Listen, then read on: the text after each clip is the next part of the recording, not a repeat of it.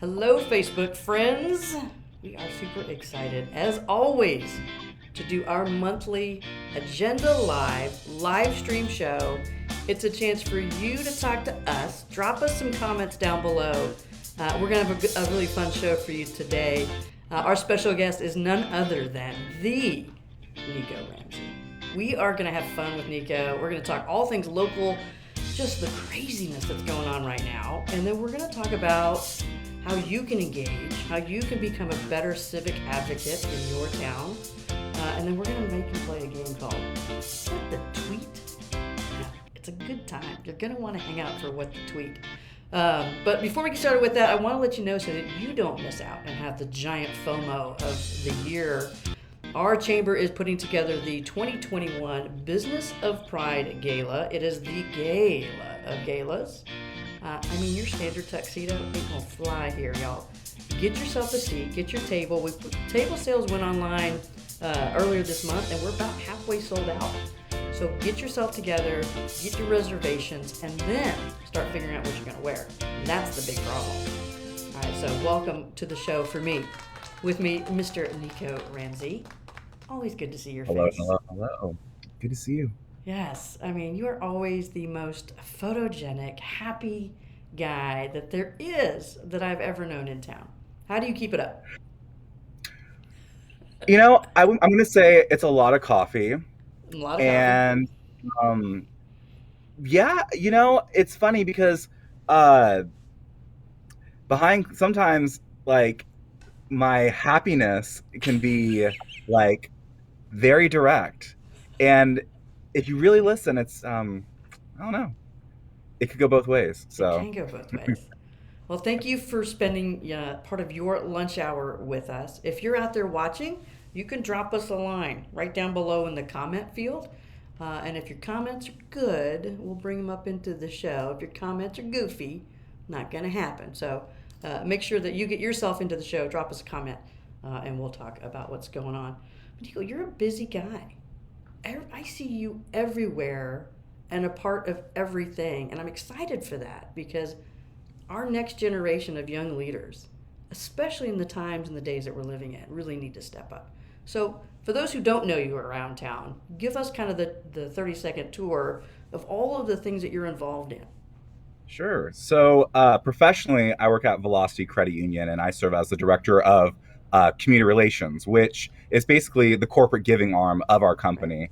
Um, on the side, what I say is, like, my other job.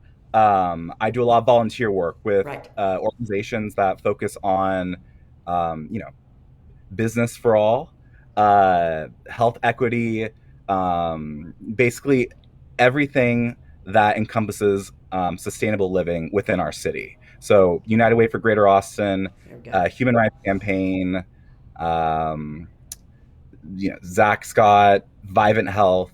Um, You were part of the a recent ballot proposition campaign. yes, You've testified on behalf of the chamber this last session. You have been everywhere, and it has been extraordinarily appreciated and needed in our community to see that level of leadership. I Thank you appreciate for it. And that. I love doing it. Yeah, well, and you're very good at it. So, I mentioned session. I know it's not happy hour, and this conversation would go a lot better if we had a drink in our hand, but there's some stuff going on at that state capitol. So walk Yeah. us through. Like we've seen regular session, a special, another special, and now another one coming up. What's been your take on where we are as a state? Well, first and foremost, we focus on everything other than the things that matter, like, you know, as we all were a part of the winter storm in February, nothing's been done about the electrical grid. Right. But instead, we focus on people and how we can control them. So, most recently, this last session, uh, our trans brothers and sisters uh, were attacked, and not just trans people, trans kids, Yeah. right? And so recently, Oops, sorry. oh, Sorry, wasn't no, clapping for that. Sorry. no. But that's the sound that we're gonna make when we defeat it again, because it's on the agenda. Yeah. But we stayed up until my I didn't do my hearing until I believe it was 1 a.m. Our equality partners and everyone involved that day didn't leave the Capitol till Yeah. 6:15 a.m. What does that say about our, system here in Texas Yeah. when it takes you that long um, to testify? You know, uh, By design, though, right? I oh, mean, for by sure, design. they And those want are you to the wait. the hearings that we knew about. There were several kind of clandestine. They would move the hearing to a different room last minute. No television, no cameras. It was a real interesting circumvention of constituent engagement. Right from the Mm-hmm. beginning of session, where we had nobody goes to the Capitol, to now we have pup tents where everybody gets tested going in, but yet the irony, of course, there is that the government didn't want anybody to have mandatory testing. Hmm. Right, the level of hypocrisy this session has been outstanding. And it's a way. It, so the most with the way when you mentioned that it's by design.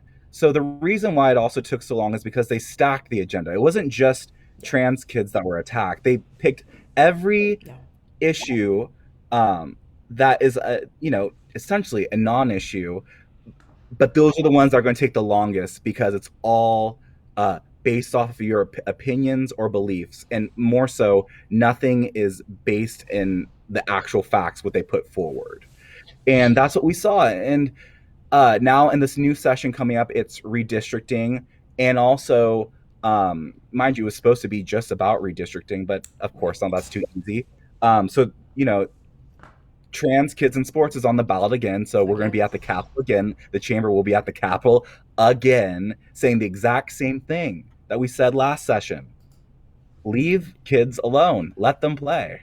yeah, it's phenomenal that this is such an emergency issue, right? That we've had two special sessions, and now, like you say, it is highly unusual to have this brought up during the redistricting session, Mm-hmm. which is what that session was supposed to be, was just a clean session about redistricting. Because now you've got a whole new bargaining chip with those who might vote for or against our kids.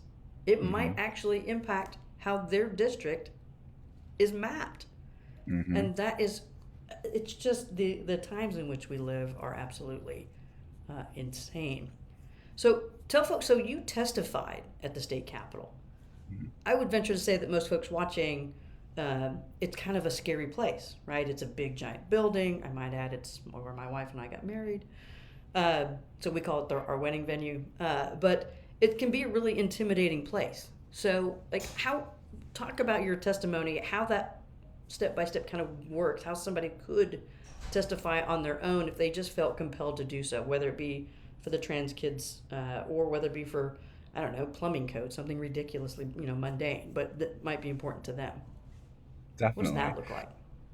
So my first advice, because and just so everyone that's listening knows, I've been going to that Capitol for many many years, and I still get confused because it's very the hallways look the same, and so I get it.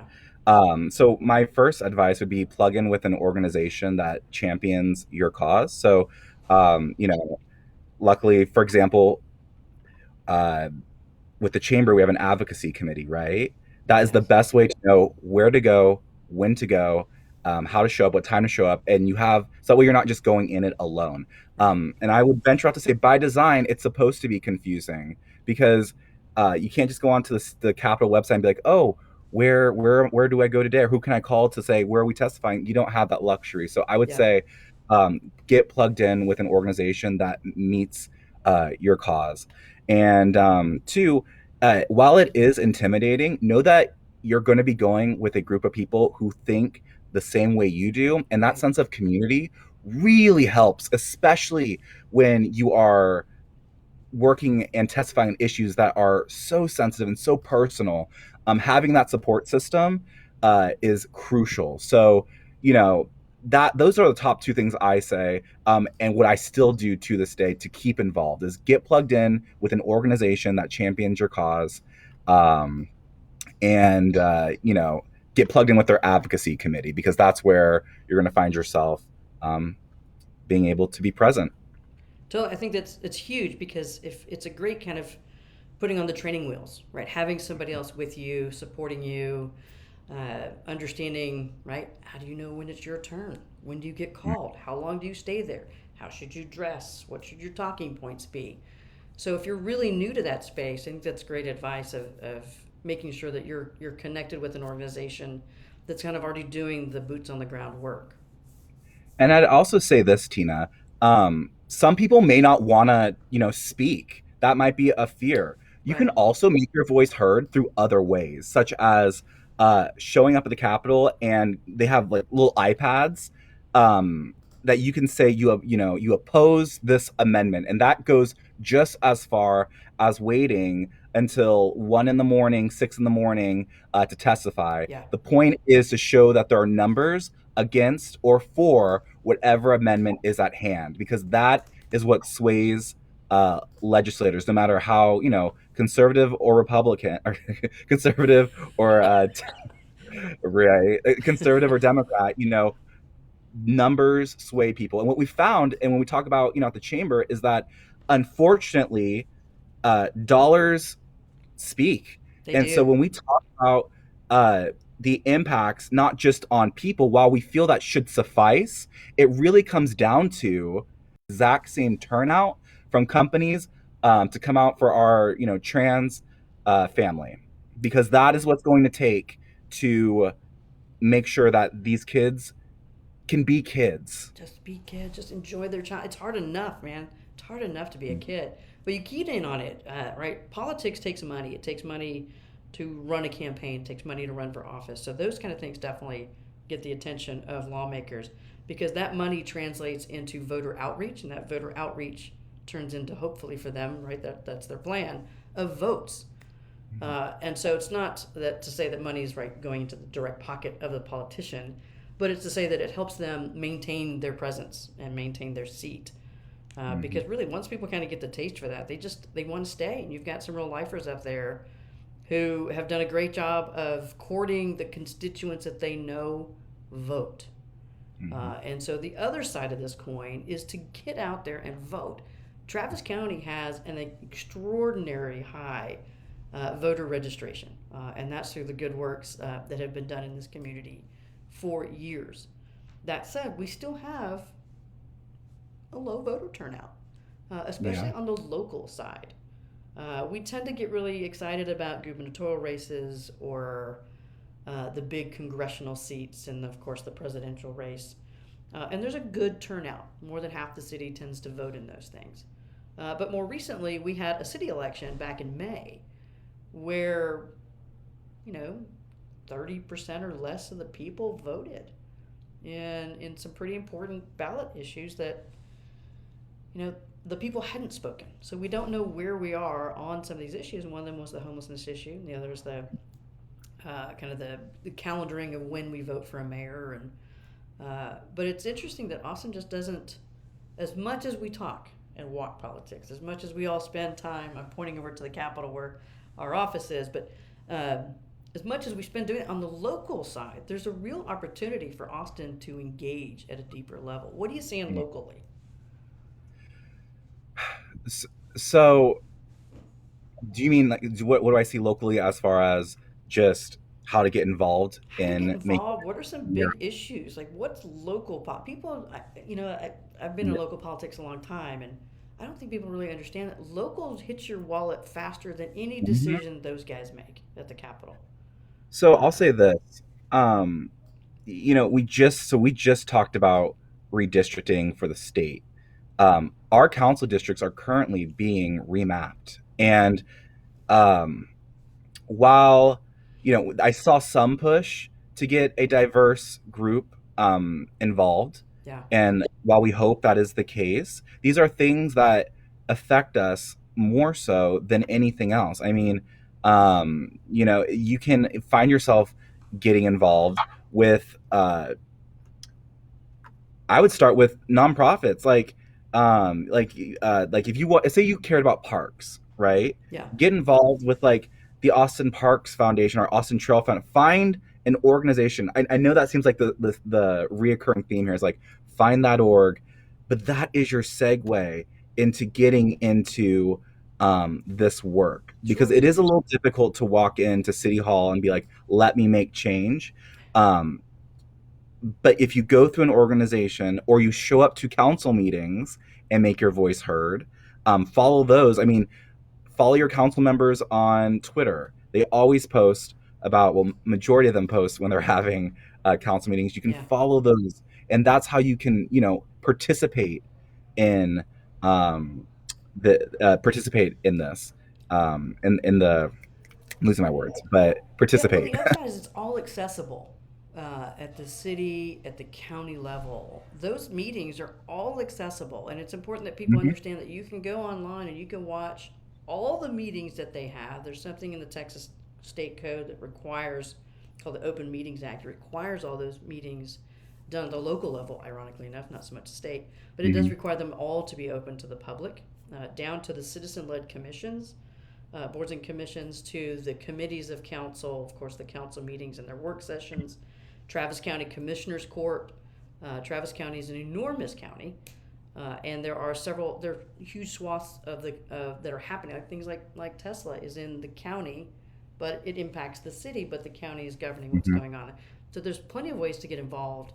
And I know it comes back to like getting in with an organization, but I equate it to education, right? I can't Mhm. become, right, an accountant unless I go to college to become an accountant, right? I got to go to schooling. I've got to go to where the people know what they're doing, so that I Yeah. know it, get to know what I'm doing, and then you form your own opinion and you engage. And also, if you're and I know we're talking to a diverse group of people here. There are also commissions and boards you can apply for. Like if you Right. really want to, if you feel a certain way about a certain issue, no matter how niche, I encourage everyone to go to Yes. austintexas.gov and look at how many commissions and boards there are. I can almost guarantee you will find something that resonates with you. Yeah. And so that's another way to get involved. So that's another way. So it's not just the org. You can go in, you do have to apply, but if you are already passionate about it, we need people like you in those commissions. We need Yes. people like you serving on those boards. Yes. You're right. There's over 50 boards and commissions. There are everything from pets to age to veterans to LGBT quality of life commissions. I personally serve on what the Procurement Commission, which is lovingly called the MeBe Weeby, the Minority Owned and Business Owned Enterprise Commission. And that's where some of those policy decisions kind of get started and boil. And then they kind of get refined and set up through the pipeline to your city council member. And politicians are completely reachable. I know, Mm-hmm. so I'm first generation American. So, right, I kind of had to figure things out growing up in the United States. Um, but I think most people have a fear of, it's almost like when you go to the principal's office, like, oh, it's an unknown, oh, I'm not supposed to be here, or I don't belong here, or, ooh, can I really talk to them? Yes. Yeah, they're accessible. They literally work for you.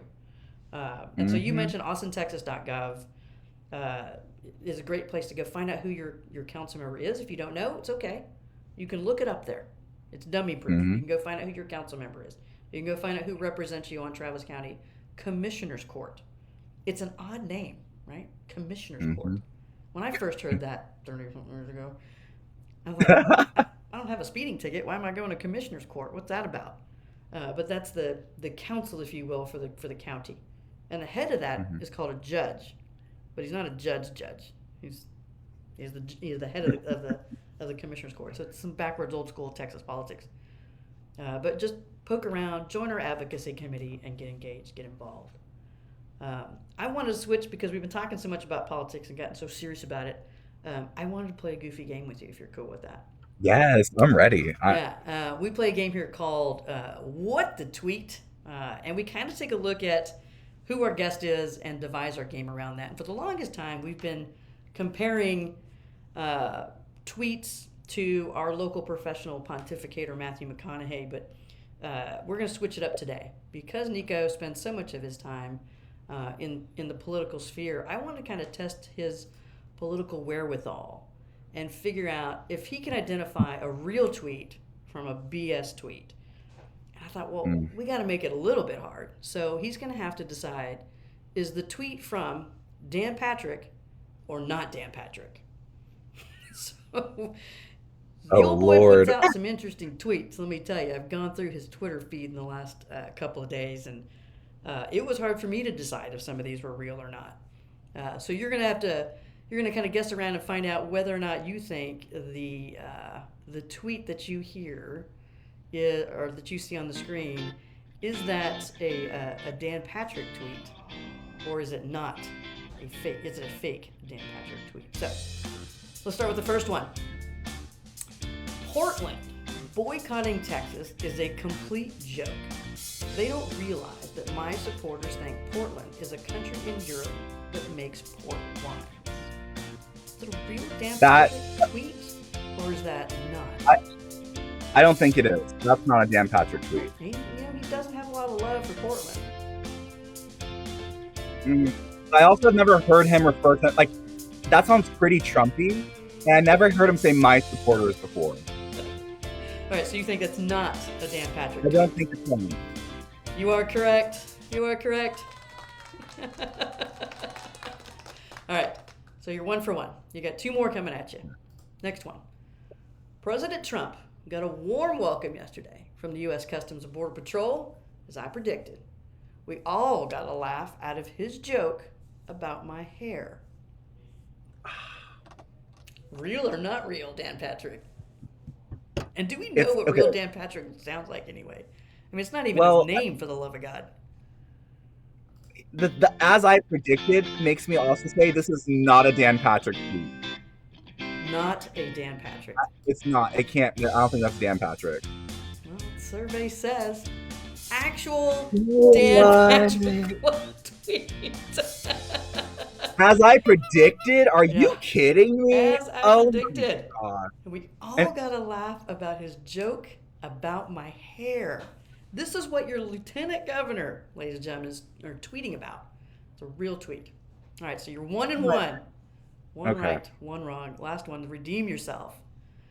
We must embrace and love all God's babies at every stage of their life until they turn out transgender or need public assistance. As a society, we must set the standards or expect libs to run rampant. Hashtag pro-life. Real Dan Patrick or fake Dan Patrick? That has Dan Patrick written all over because he's been obsessed with this issue for as long as I think he's been alive. He has like an obsession. So I'm gonna say that's a Dan Patrick. We're going you're thinking Dan Patrick? I'm thinking it is. Fake Dan Patrick. Oh, that's so close. Could have fooled me. But nonetheless, I mean, you did okay. You got 2 out of the 3 completely wrong, but you know. I also will say I don't follow Dan Patrick on my Twitter. I just wait till somebody just likes it. I'm like, I already know it's not really anything I'm looking for. So. Oh my gosh. But thank you for playing What the Tweet. Thank you for being on the show today. We absolutely love what you do for our community, for our chamber. You're also a chamber board member. So I am. We are currently taking open applications for anybody who is interested in applying to serve on the chamber board. You can take a look at the AustinLGBTChamber.com website to see who currently serves alongside Nico. If you're interested in serving your community, this is a great way to do that. It's a great way to advance your business and your standing. But get engaged, get involved, become a part of what's going on in our community. Don't forget, the Business of Pride Gala is December 3rd. Get your tickets, get your table, and then get your proverbial together so that you can have your outfit ready to go. Nico, thank you so very much for being a part of today. We're thrilled to have you. Thank you for having me. We will talk soon, my good friend. Oh, yes, we will. Thank y'all. Thank you, dear. Thanks, everybody. Thank you for joining the show today. You can check us out online on all of the socials and, of course, at AustinLGBTChamber.com. Thanks, everybody. We appreciate you joining us.